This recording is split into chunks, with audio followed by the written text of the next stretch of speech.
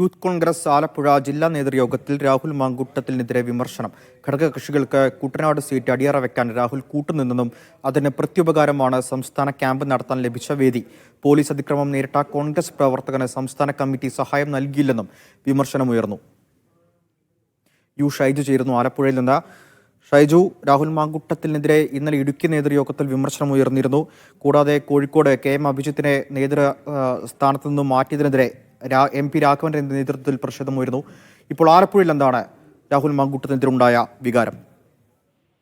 സത്യസേവാ സംഘർഷം എന്ന പേരിൽ സംസ്ഥാനത്തെ എല്ലാ ജില്ലകളിലും വിവിധ തരത്തിലുള്ള പരിപാടികൾ സംഘടിപ്പിക്കുന്നതിന്റെ ഭാഗമായി സംസ്ഥാന ക്യാമ്പുകളിൽ ജില്ലാ തലത്തിൽ സംസ്ഥാന പ്രസിഡന്റിന്റെയും സംസ്ഥാന ഭാരവാഹികളുടെയും നേതൃത്വത്തിലായിരുന്നു യോഗം നടന്നത്. ഈ യോഗത്തിലാണ് സംസ്ഥാന പ്രസിഡന്റിനെതിരെ വിമർശനം ഉയർന്നത്. അതിൽ ഏറ്റവും പ്രധാനപ്പെട്ട വിമർശനം ഈ സത്യസേവാ സംഘർഷം എന്ന സംസ്ഥാന